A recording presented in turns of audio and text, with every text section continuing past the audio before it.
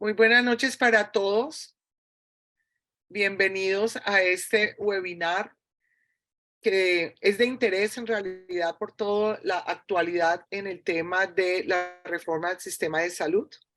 Agradecerle al doctor Roberto Díaz González su presencia, su ofrecimiento.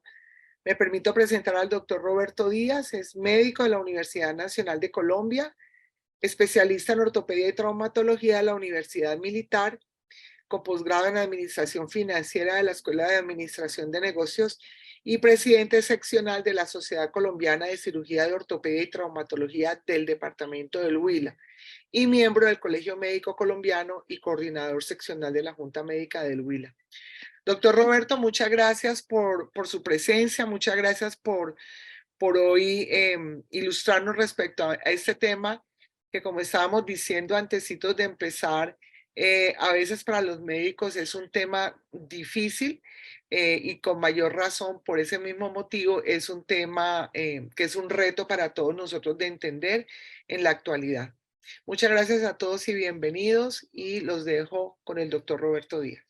Muchas gracias, doctora Dora Bernal, por la invitación. Usted sabe que este tema es un tema ladrillo, pero vamos a hacer todo el esfuerzo de explicar los elementos más básicos. Entonces, ahí va la pantalla. Ya me están viendo completo. Listo. Entonces, yo formo parte de un grupo que representamos unas instituciones y que el doctor Juan Pablo Uribe nos citó sobre la reforma de la salud. Este grupo lleva varios años y es claro que nos unimos alrededor de qué es la ley estatutaria, la gran reforma del sistema de salud y que hay que implementarla, ya sea por la vía de los decretos y las resoluciones y algunas otras leyes que están definidas en la ley estatutaria que hay que sacarlas o que no las consideró la ley estatutaria como el servicio social obligatorio. Entonces tenemos que el tema fundamental corresponde con el modelo económico. Entonces, eso se conoce como la institucionalidad. Esos temas en que definen cómo es que van a funcionar las cosas y el cómo nos dice quién las hace y cuánto vale. En términos coloquiales, quién tiene la chequera y cuántos números son las chequeras. Entonces, hay elementos de la seguridad social básicos como la progresividad, en que hace relación a que a la medida que un Estado se desarrolla, tiene más riqueza, tiene más trabajo formal, y ese trabajo formal es el que paga la seguridad social. Y es regresivo cuando disminuye esa población o cuando el Estado crece, cuando la población crece y el Estado tiene que subsidiar en mayor número de personas. El otro concepto es el de especular. Especular lo que corresponde al sector financiero que vive y genera utilidades y riquezas del trámite del negocio con el dinero, con las utilidades, que es distinto al otro sector, al que se llama sector real de la economía, que funciona y genera riqueza, es invirtiendo en las instituciones, en bienes de capital, pagan salarios, pagan proveedores. El otro concepto que es superior a este es el de los conglomerados. Los conglomerados financieros es cuando el sector financiero compra al sector real de la economía, se vuelve dueña y adquiere a nivel global todo un sector de la economía. Por dar un ejemplo, el de los vehículos. Entonces, la Volkswagen tuvo un problema financiero, le compraron, el sector financiero compró la Volkswagen, pero también compró otras empresas de automotores, la Audi, la SEAT, la Sedan, la Bentley, la Porsche, todos esos se vuelve un conglomerado en que es más poderoso y llega a cualquier país y no tiene ni Dios ni ley. Eso es lo que está pasando con las aerolíneas, con la comida, con todo. Y ahorita está con el sector de los medicamentos y de los servicios de salud.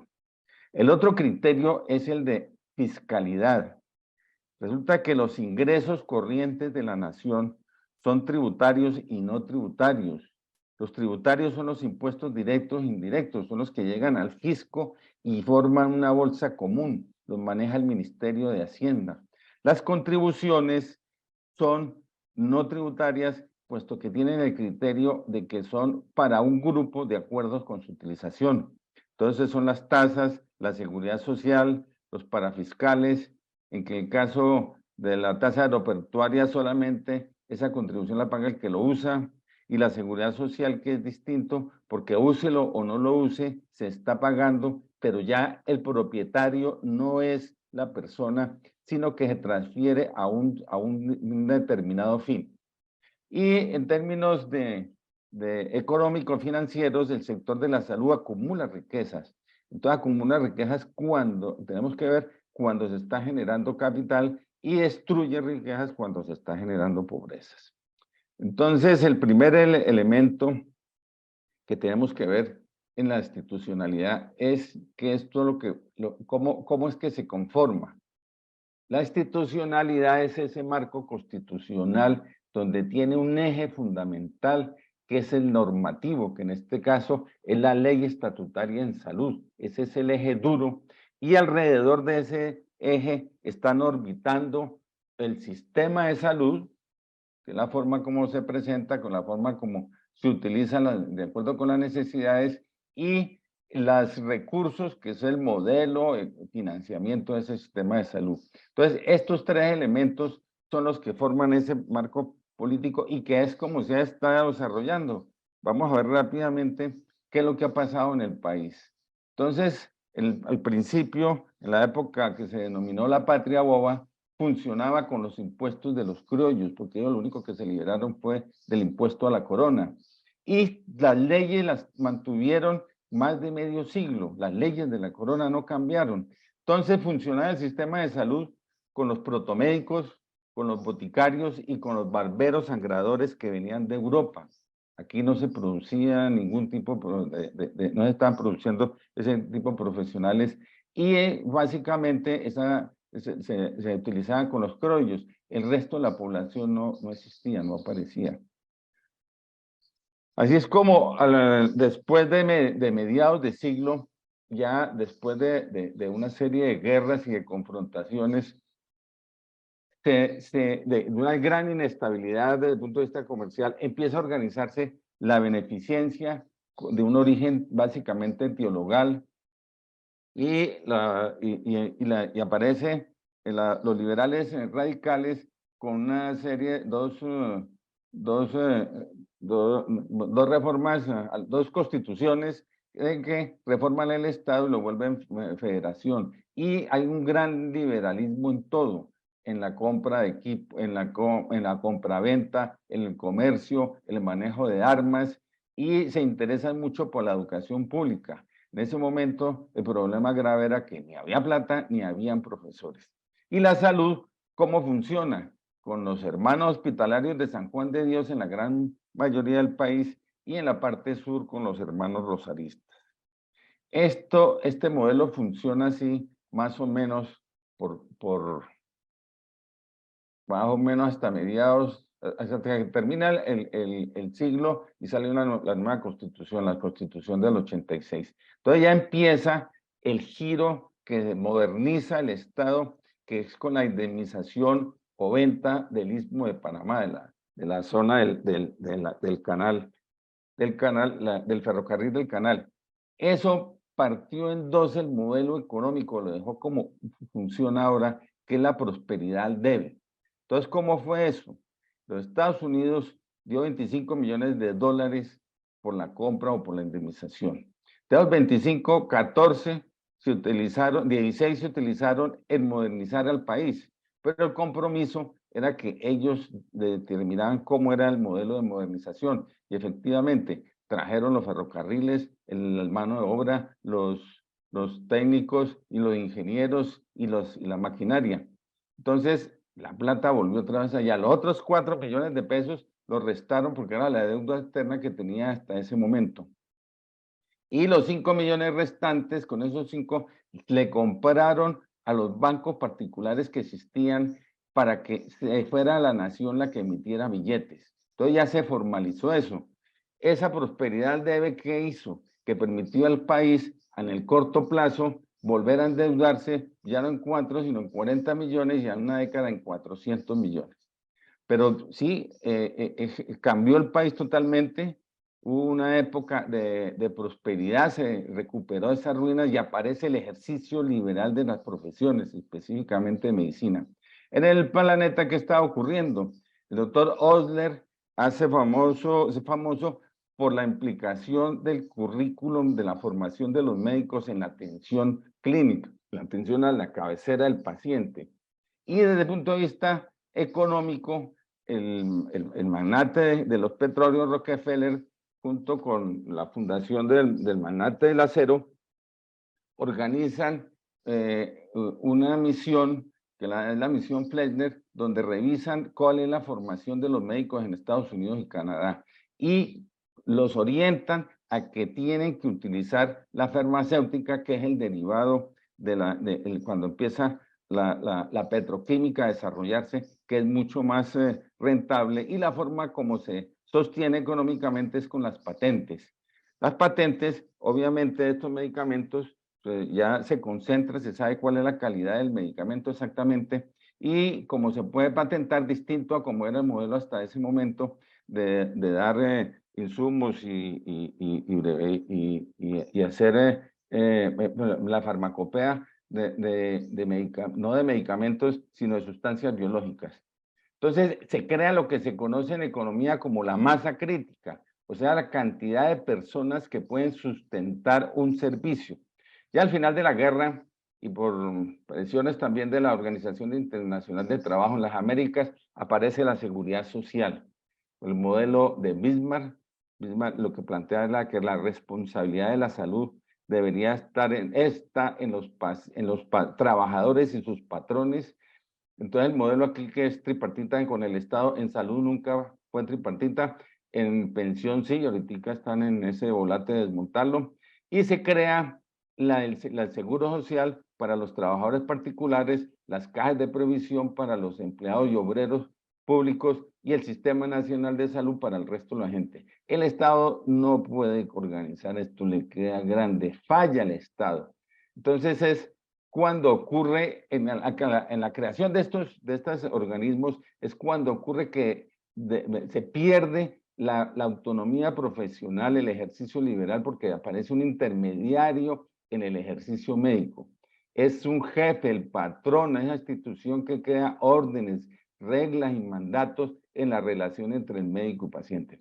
Eso fue un choque importante en ese momento, puesto que por un lado se tenía el criterio que había que atender a los más desprotegidos, pero por el otro lado que se estaba desapareciendo la autonomía profesional. Lo que logra ese equilibrio son los sindicatos en el sentido de que defienden los ingresos y los beneficios de las condiciones trabajadoras de los asociados al sindicato.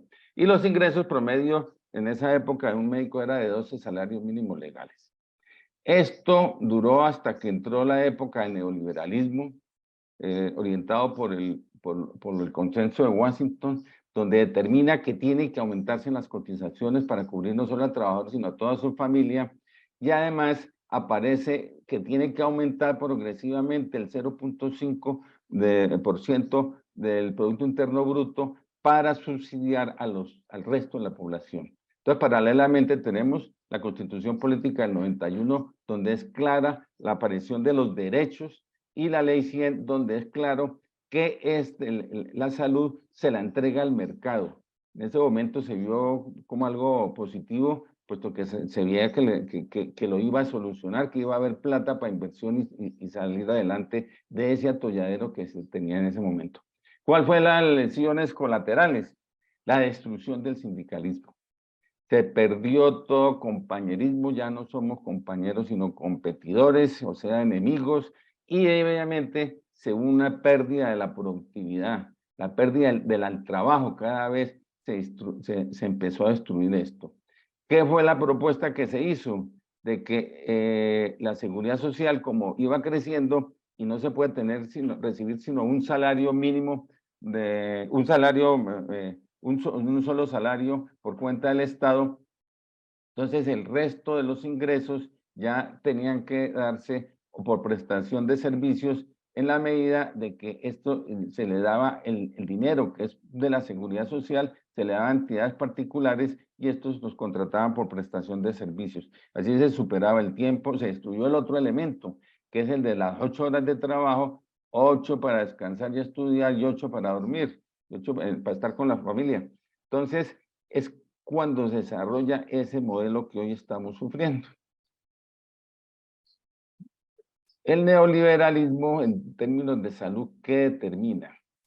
De que el Estado no tiene por qué meterse en empresas y en negocios, que así es como aparece en la ley 142, donde es el modelo macroeconómico, que dice que en lugar de estar gastando tiempo, que esa es la causa de la corrupción, tiene que reorganizarse las finanzas del Estado en lo que debía hacer, que es lo básico, y el resto dejárselo a los empresarios que ellos sí saben manejar. Entonces, así es como se privatizan todas las entidades públicas que sean rentables, se focaliza la atención del Estado y se crea el concepto de aseguramiento, que es el del seguro comercial tradicional, en que es individual y que tiene una limitación, que no es ni a todo costo ni es a todo riesgo, sino que para poder calcularlo tiene que tener un límite en la atención y un límite en los riesgos. Eso es prácticamente lo que hace el SOAT, que tiene topes.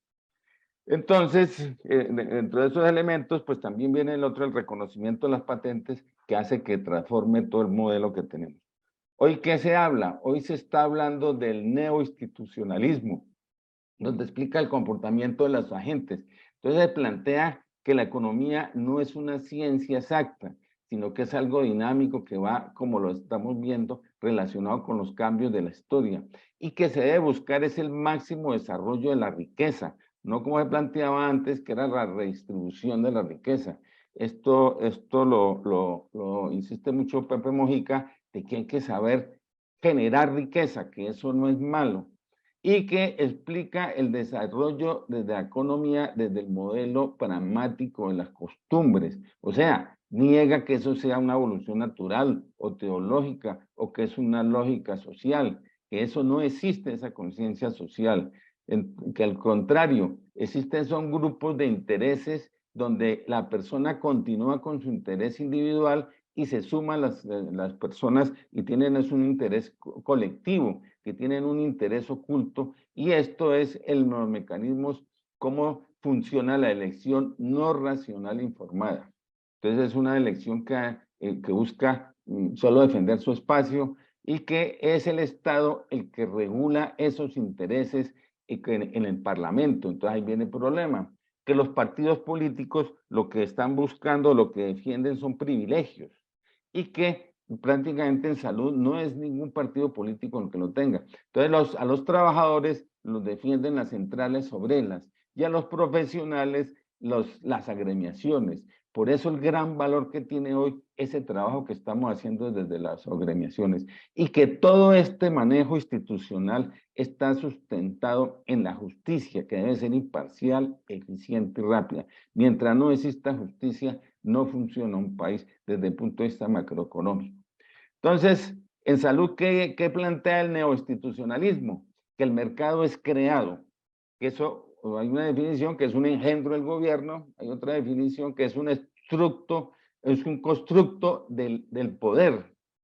O sea, eso se acomoda, tiene unos costos de transacción, que es lo que estamos viendo hoy, como en los hospitales el 30%, la gran cantidad de personas que están laborando en la parte administrativa, tienes unos costos de intermediación, que es lo que hoy se está discutiendo y que se está movilizando, unos costos de fraude, que es lo que siempre se ha hablado, y tiene unos costos de información. Los costos de información van en dos sentidos: en el sentido de lo que vale no tener información para tomar las decisiones, y en el sentido de lo que vale invertir para tener una información. Entonces, este modelo neoinstitucional que plantea como una escuela de la economía se basa en la medición de atributos de productividad. Es claro que estos son los elementos que tenemos que hoy que estamos discutiendo. Entonces, desde el punto de vista fundamental, desde las fuentes, ¿qué es lo que tenemos que tener claro? Que existe un techo fiscal mensual, que es la plata de las cotizaciones que se recogen a principios de mes y que al fin de mes tienen que entregarse, no tienen por qué embolatarse ni nada más. Y eso se suma al situado fiscal que se da por 12avas partes de acuerdo a la población, también por la capitación. Esa es la plata que hay cada mes. Y ese saldo tiene, esa plata tiene que cruzarse con un presupuesto de gastos. Y ese saldo tiene que dar saldo cero, no puede quedarse debiendo plata, porque ¿quién va a pagar después la plata? ¿De dónde va a salir más plata para pagar una deuda 2, 3, 4 meses o años? Que eso es lo que ocurre, que por eso, por este modelo, que es un modelo estructural, es que se viven quebrando las instituciones, y que el sistema está mal, y está mal no por los ciclos normales de la economía, sino por este problema estructural. Está bien que lo recogen estos dineros, estos de la seguridad social en un fondo público para atender la enfermedad, o sea, para prevenir y atender al enfermo.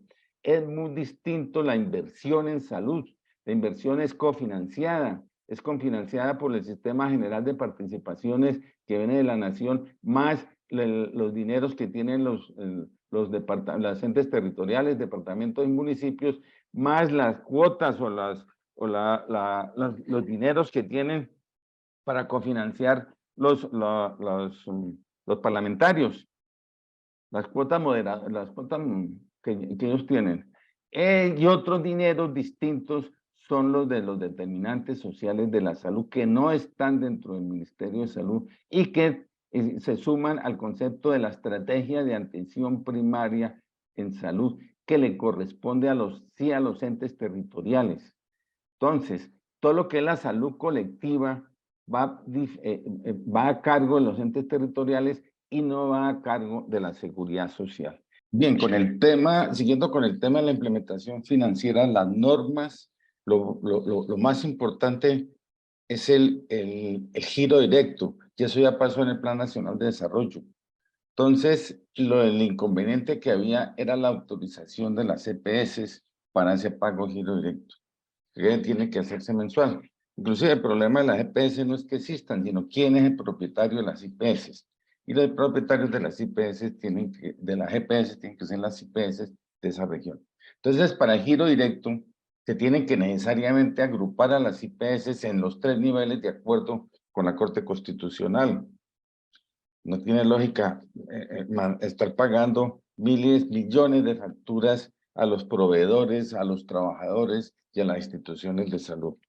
Entonces, para agruparlas, obviamente tienen que organizarse por territorios sanitarios, que es distinto a los territorios, a las divisiones político-administrativas que hoy existen y a las divisiones que el Plan Nacional de Desarrollo hace con los territorios nacionales, donde los define de acuerdo con la calidad, los dichos térmicos y la calidad de la tierra.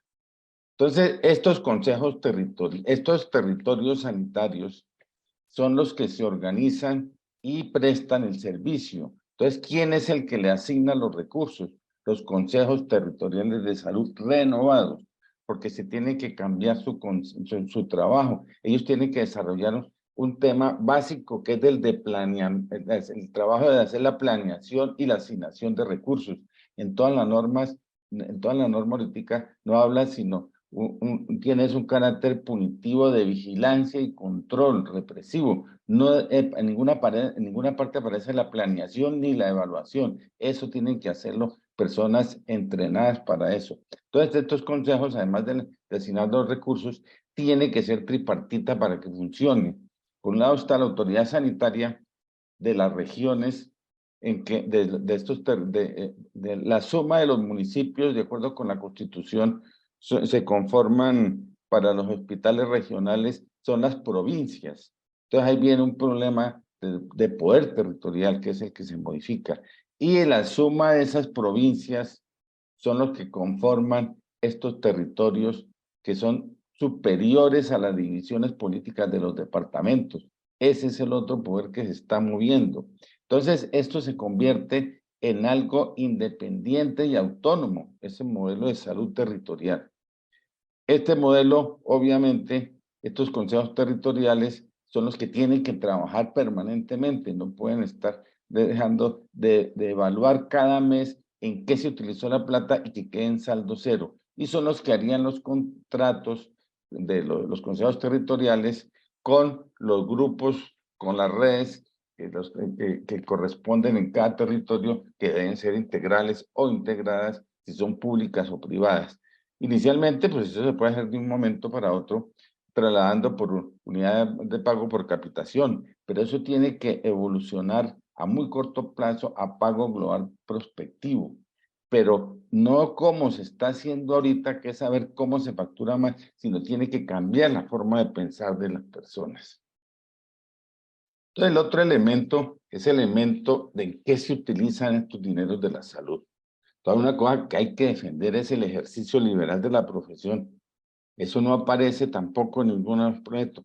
Y son los centros de excelencia, son los sitios donde se tiene en Colombia el mayor desarrollo desde el punto de vista técnico y de conocimiento, que tienen vocación de exportación. Son los sitios donde el liderazgo que tenemos regional, sea en Centroamérica, el Caribe y el norte de Sudamérica, estos son los sitios donde se ejerce donde se hace el ejercicio liberal de la profesión. También hay que respetar el régimen especial. Eso es muy difícil de suspenderlo. Y la red integral pública, pues son los recursos públicos que da el Estado, que tiene que entregárselos todos a esta red, y no puede ser sino una por cada territorio sanitario. Y las redes integradas son los recursos privados que, de acuerdo con el mercado, vienen a funcionar en coordinación, no en competencia con las otras redes. Y continúan los vinculados, que son transitorios a cargo de los entes territoriales. Este modelo no hay por qué cambiarlo, no se necesita otra ley, eso ya puede empezar a funcionar con esto. Entonces, hay unos conceptos que son desde el punto de vista financiero, que están implícitos en la ley estatutaria, no están escritos, pero son conceptos en que para desarrollarla tienen en cuenta, resuelven estos problemas. Entonces, primero es la relación público-privada, o sea, es un modelo de tercera vía en sus fuentes, en su gestión y en el servicio. Esto lo resolvieron los alemanes con el criterio de tanto mercado hasta donde sea posible y tanto Estado hasta donde sea necesario. Este es el punto de encuentro entre lo público y lo privado. No tiene que irse ni para un lado ni para el otro y está definido por el volumen de dinero que tiene cada población de acuerdo a si está subsidiado o si se está pagando por cuenta de las personas. El otro elemento es el techo fiscal. El techo fiscal es la cantidad de dinero que dan los trabajadores para su seguridad, su atención en salud. Ese es el gasto país de trabajadores formales. Ese es el techo, ahí no pasa. Y a ese techo tiene que sumarse el Estado. Este es, cuando se habla de mancomunidad de recursos, quiere decir que se revuelven todos los recursos en un solo fondo. Ese tiene un riesgo, porque empiezan a ganarse en subsidios cruzados y a pasarte de un sitio para otro los dineros. El concepto básico, importante de de quién es la plata es el del capital autónomo. Eso es un concepto de finanzas en que el dinero se entrega a una fiducia pública, que es el ADRES, y que tiene una contabilidad separada, no constituye persona jurídica, no son empleados, no son entidad pública, no son aportes públicos, ni forma parte del presupuesto nacional. Ya tiene dejan de ser la propiedad del que dio la plata y tienen es un fin. Eso desde el punto de vista jurídico también se establece en la legislación colombiana de que hay la transferencia de derecho de dominio. Tiene una afectación de dominio y que es irreversible hasta que se cumpla su totalidad. Ese concepto de capital autónomo es el que se suma a que se descentralice y que cambia una serie de poderes. El otro elemento es el de la descentralización. En salud es multinivel.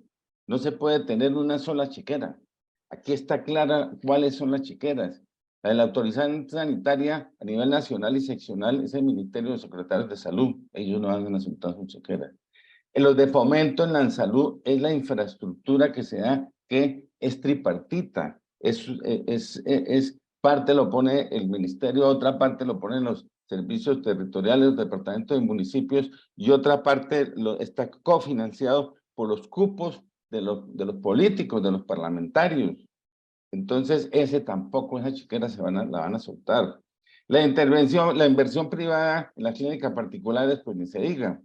Ahora, los determinantes sociales de la salud, su manejo en la atención primaria renovada, que es el concepto, esto está por fuera, esas son chequeras que están por fuera del sector sanitario, por definición. Ahora, la promoción en la salud sí son del sector salud, pero es la atención colectiva. Y eso ya está reglamentado, cuál es la competencia a nivel nacional, departamental, distrital y municipal. Entonces viene el otro proceso de centralización, que es el de la seguridad social, que está a través de las EPS, que están contributivas, subsidiadas, la indígena y lo prepago. Ese modelo se está cambiando de ser lo que se llama por poblaciones a por territorio sanitario. Son las redes integrales. Esos son los cambios que están generando incomodidad, que son el proceso de centralización. Entonces hay que tener muy claro que el ADRE solamente maneja lo que tiene que ver con la atención de la individual, no con el colectivo. Entonces la ley estatutaria también habla de la eficiencia, lo que no se mide no se administra, y lo que no se administra no se controla. Y el tema de las tarifas, eso sí que tiene historia Colombia en las tarifas. Desde el 93 ya hay una serie de normas que habla sobre unificar el régimen tarifario. En 1887 salió el decreto que existen unas solas tarifas que son obligatorias, que atienden durante las primeras 48 horas, y en el parágrafo se abre el portón para deshacer lo que está haciendo la norma. Y dice que todas las atenciones después de ese tiempo pueden ser acordadas entre las EPS y las IPS. Esas tarifas recortadas, ¿qué quieren decir? Que negocia por encima o por debajo. Entonces, no existe en la práctica eso. Y para rematar, el decreto 780 establece que la función de las ESES es darles paquetes competitivos al mercado. Hoy el Ministerio de Salud lleva un par de años sacando una nueva modalidad de cuantificar las tarifas, el sistema CIREPS, que califica el trabajo, le suma el valor de los insumos de cada procedimiento, más los costos indirectos para los costos de mala práctica, para sacar una tarifa por lo que se llama por canastos. Esto corresponde con las normas internacionales de informaciones financieras, donde la factura va, la mano de obra, los materiales, los costos directos o variables, y dentro de la tarifa están los gastos administrativos y los gastos no monetarios. No aparte en salud, el único sitio donde se paga, aparte la administración y aparte el resto de consumo, que no forma parte de la tarifa. Entonces, generalmente, ¿qué es lo que estamos diciendo? Que son más leyes muertes lo que están ocurriendo. Esta diapositiva la saco para dejar claro que los grupos de acuerdos fundamentales desde su principio, el Día del Médico, cuando se hizo la rueda de prensa, lo primero que se dejó perfectamente claro es de que el modelo no debe tener intermediación financiera. El resto de críticas que se haga no tiene ningún acento. Entonces, ya para resumir, el concepto de economía y finanzas, para poderlo entender, es que para poder entender cómo se consume y cómo se acumula la riqueza en salud, es necesario saber cómo se produce y cómo se distribuye. Entonces, la producción, ya sabemos que los recursos salen de los impuestos, de las cotizaciones, de los agregados laborales de las empresas y el aporte de los individuos. La distribución la hacen las EPS del contributivo subsidiado del mayor valor. Hoy está por 80 billones. El especial no maneja sino 5, el prepago por adentro 5, los vinculados 5. Entonces, ¿en qué se usa el dinero? ¿Cómo se consume ese dinero? Entonces, el 10% se lo están comiendo hasta ahora las EPS, las IPS se comen otra 25 fácilmente, de ese dinero en hacer actividades similares de organización, de dirección, de control, de pagar administrativa. Esto tiene que fusionarse, eso es imperativo. El otro porcentaje alto es la corrupción pública y privada. Si se habla que bajar a sus justas proporciones, ¿qué quiere decir? Que más de la mitad del dinero que se recoge para salud no llega. Es por ahí el 45% lo que se utiliza para prevenir, paliar, rehabilitar y curar la enfermedad. Esto es lo que tenemos que modificar. ¿Y cómo es que se está produciendo? ¿Cómo es que genera valor? Entonces, el que está atesorando en este momento la red privada tiene un porcentaje más alto de contratación, tiene una población descremada, tiene un retorno de la inversión por ahí en 14, 15 años, y el que está destruyendo la república, el que tiene menor valor del porcentaje de la contratación, asume a los desprotegidos, o sea, no les pagan las cuentas, tiene un problema de control de inventarios, y si no tienen ingresos, pues no tienen. Está la cadena de valor, lo científico factura, lo asistencial factura, el apoyo factura, lo logístico factura, lo académico está en veremos, y la gestión está colgada de la facturación de todo el proceso. Estos son los costos indirectos.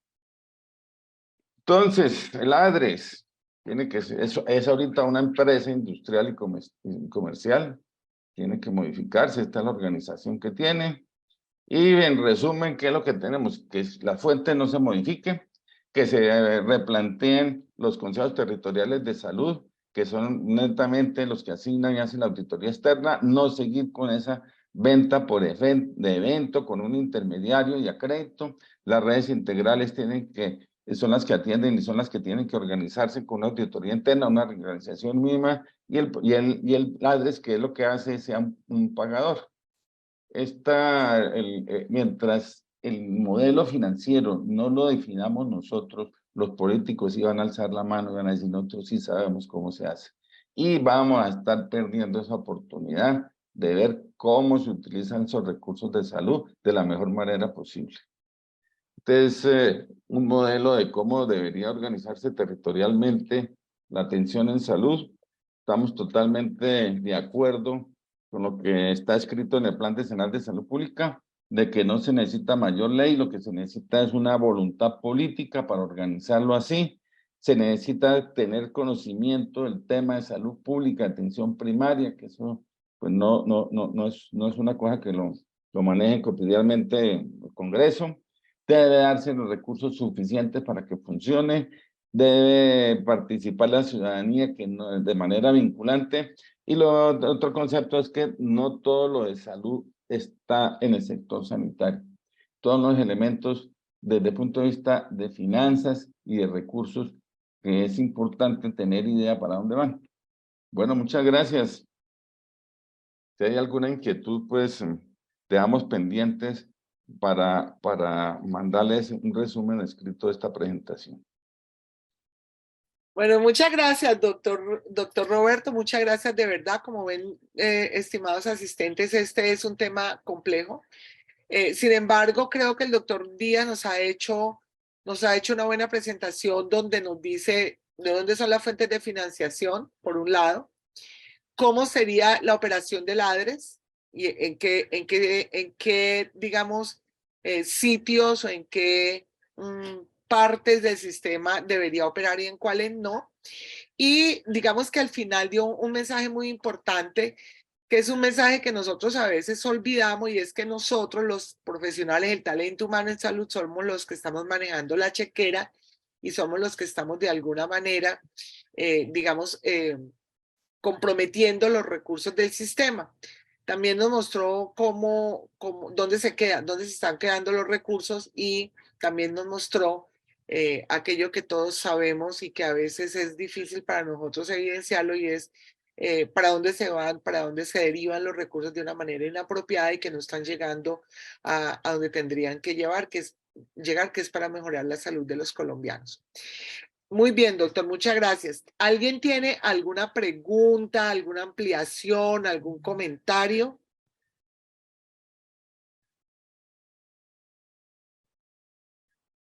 Bueno, mientras alguien se anima a la pregunta o al comentario, yo sí quisiera preguntarle, doctor Roberto, en su opinión, con el conocimiento que usted tiene de este tema, que nos ha venido ilustrando, entre otras cosas, desde hace mucho rato, porque les cuento que el doctor Roberto ha estado participando con nosotros en el comité gubernamental desde el proyecto de ley 010 y tratándonos de hacer entender todos estos temas financieros que para nosotros son tan difíciles. Quisiera preguntarle, a la luz de esta nueva reforma, de lo que tenemos ahorita, pues que está, eh, que está caminando por la Cámara y que va a ser supuestamente mañana presentado otra vez en la plenaria, ¿usted cuál es su opinión respecto a la propuesta que se tiene de este proyecto de reforma de la ley? ¿Cómo está en este momento? Estás con el micrófono cerrado.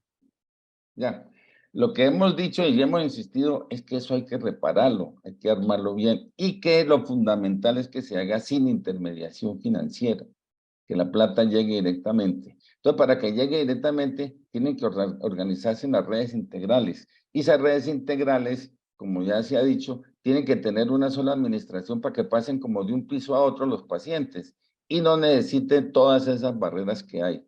Ese modelo es contrario al modelo de atención primaria, atención complementaria.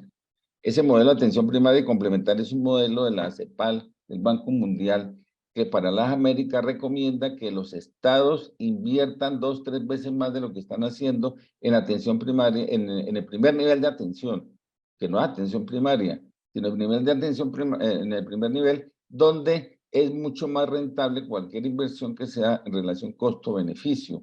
Y además es más barato el gasto en el primer nivel de atención. Y además que se invierta paralelamente en los determinantes sociales de salud, que pues todos sabemos ese concepto. Y se deja una barrera y se atienda hasta donde más se puede. Y el nivel complementario, que es el segundo y tercer nivel, que es más costoso, que es más complejo, se deje para el aseguramiento. Ese es un modelo contrario y en la norma, que en el proyecto de ley, superpone los dos. Habla de redes integrales e integradas, como dice, como está definidos en la ley estatutaria, y también habla del otro con el agravante de que plantea que la atención primaria, o sea, el primer nivel de la atención, va a ser subsidiado. Entonces, al entrar todo eso subsidiado, es un desbalance desde el punto de vista financiero. Y se come la salud, se come los dineros del segundo y tercer nivel. Entonces, lo que ya tenemos que cuidarlo porque es donde nosotros trabajamos, en el segundo y el tercer nivel. No hay necesidad de desbaratarlo. Hay que reconstruir el primer nivel, que es el que se desmontó por física del nivel de falta de productividad desde el punto de vista económico, y es el Estado el que puede hacer eso porque es el único que puede subsidiar. Y los otros recursos, que son los determinantes sociales, y que tienen que ver con la salud pública, que son todas las actividades que está definido ya por la ley, en la 1438 aparece como el Estado, de acuerdo con los distintos entes territoriales, les corresponde una serie de actividades de salud colectiva, que son diferentes, que por más de que esté la persona asegurada, esa salud colectiva está a cargo del Estado y tiene unas prioridades de acuerdo con cada ente territorial. Entonces, de mi manera de ver, si tenemos idea que todo el volate es porque están quebrados las clínicas y hospitales, porque además de eso ha generado una pérdida de la productividad del trabajo y específicamente los especialistas. Entonces, eso debe, si hace algo distinto, estaría modificando el núcleo duro del derecho, que es la ley estatutaria. Yo creo que ese enredo, si no se desatora ese enredo, no pasa. O sea, nosotros no es que estemos en contra de que se modifique el sistema de salud y el modelo de financiamiento. Nosotros estamos interesados que se haga bien y que sea un modelo para el resto del siglo. Muchas gracias, doctor Roberto. ¿Alguna pregunta, comentario? No sé si en el chat hay algo, creo que no. ¿De los asistentes para el doctor?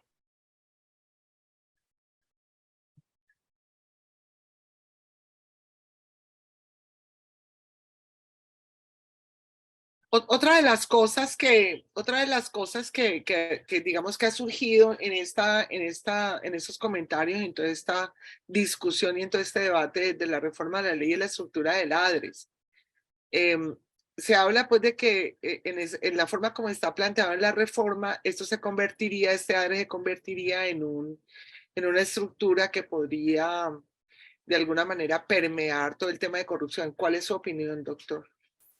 Entonces, el ADRE a mí ya me ha llamado la atención porque yo digo que el modelo está cambiando. Un oligopolio privado por un monopolio estatal. Porque en la gestión administrativa se le va a quitar esa gestión a las EPS y se va a calcar exactamente lo mismo en el ADRES, con el inconveniente que no tiene la estructura para hacerlo, que lo va a tener que mover. Entonces, eso no está bien. Entonces, ¿qué es lo que sí está, qué es lo lógico? Primero, que el problema no son las EPS, el problema son los propietarios de las EPS. ¿Qué quiere decir esto? Que las redes de prestadores tienen que ser los dueños de las EPS para que funcionen en su beneficio. Ese es el modelo en Estados Unidos, el modelo Kaiser, donde son los médicos que se organizan y tienen su propia administración o contratan una empresa para que les administre toda la gestión de la atención, de la contratación, de la carnet, todo ese manejo administrativo que se necesita, no puede desaparecer. Entonces, eso tiene que manejarse de lo que debes, esa función sigue haciéndola, pero eso tiene que, o lo hace propiamente o la contrata las redes integrales. Conclusión, estas redes integrales por cada territorio que deben ser con los 3 niveles de complejidad, tiene que ser una persona jurídica. Si es del Estado, si es la República, eso ya está definido cómo se hace, que por acuerdos institucionales, y el mecanismo está definido en una ley, en la 1454, ya existe esta ley. Y lo privado también está plenamente definido. El particular que quiere prestarle un servicio al Estado se organiza a través de consorcios y uniones temporales. Entonces no hay que inventarse nada. Todo eso se puede desarrollar sin necesidad de otra ley. A mi manera de ver, lo que se está moviendo, lo que se debe mover, es darle una vuelta más a la tuerca de la descentralización. Porque en salud está todo altamente centralizado en Bogotá, un poco y en Medellín. El resto no está, hace lo que se puede. Entonces, al descentralizar, quiere decir que cada territorio tendría el mismo nivel de complejidad, que tiene que darse esa vuelta, porque qué es lo que plantea la ley, la Constitución, y qué es el paso que tenemos que dar. Ese es el manejo del poder que se está dando. Se está dando, por un lado, una descentralización, que el modelo que lo hace es un modelo, a ver, esa descentralización tiene que ser centrífuga. O sea, del centro se va saliendo con unos territorios, se les va apoyando para que tenga la personal, la tecnología, y no tenga que ir uno al centro, sino la periferia sea autosuficiente. Ese es uno de lo que ya está organizado. En el Valle tienen los hospitales padrinos, donde van y están atentos de sus otros niveles de complejidad más bajos. Ese modelo es distinto al que se pretende en la ley, en el proyecto de ley, que es un modelo centrípeto. Si quieres como volver a construir toda la organización a partir de la base de los CAPS, y que es popular y que es democrático y todo el discurso, y de ahí para arriba se va a construir algo nuevo. Entonces, ese es un proceso que tiene ínfulas de ley estatutaria, tiene ínfulas de volver a fundar el Estado a partir de la salud, cuando desde el punto de vista financiero, la salud es una consecuencia de la riqueza de los estados. En Europa no hablan de atención de acueducto y alcantarillado porque eso está solucionado. Aquí es donde tenemos que solucionar eso, el agua, el alcantarillado, la comida. Entonces, eso no se puede hacer con las cotizaciones porque destruimos algo que ya se hizo. Eso hay que tener claro, que eso no hay que tocarlo, y que el ADRES hace muy bien su papel como cajero. Manda la plata, recoge las presiones, recoge los dineros y los manda. Entonces, ¿quién es el que planea y dice eso? Los consejos territoriales de salud, que ya existen, que tienen que ser renovados, que tienen que ser tripartitas. Y esos consejos son los que hacen las actividades, todo ese trámite externo, que es el de la planeación, el de la evaluación, y el de volver otra vez a planear de acuerdo con los intereses de cada territorio, de cada región, con las submodalidades. Ese es el desarrollo de la Constitución del 91. Entonces, ese modelo es el que estamos defendiendo, que era distinto al proyecto de ley 010, donde se quería era que la inversión extranjera comprara las clínicas y hospitales, barriera con todo y montara eso, y el otro se fue para el otro extremo, en que sea el Estado el que lo maneje todo. Entonces, conclusión, el modelo que decían los ministros que debe ser mixto, es el modelo alemán, como se reconstruyó, en que parte lo maneja el Estado, pero en todo el proceso, tanto en la financiación como la gestión, como la prestación del servicio. Entonces, ese es el subsidiado, esa es la república, ese es el dinero para la república, no hay por qué revolvérsela. En esa medida es que se fortalece la república, que se le da plata que se tiene presupuestada para que funcione. Y el contributivo funcionará donde el mercado lo sea rentable. Esa es la definición que está en la Constitución. En el capítulo que tiene que ver con la hacienda pública, es claro que es un Estado que tiene que funciona de acuerdo con la inversión del mercado. Entonces, esa es la forma de conciliarlo y que no sea ni todo Estado ni todo mercado.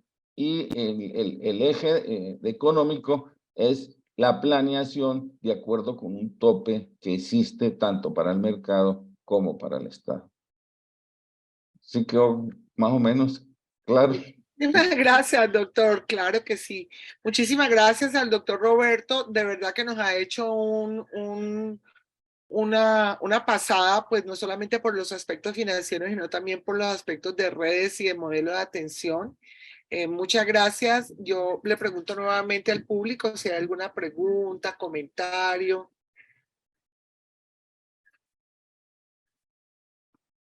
en el chat. ¿Hay algo en el chat?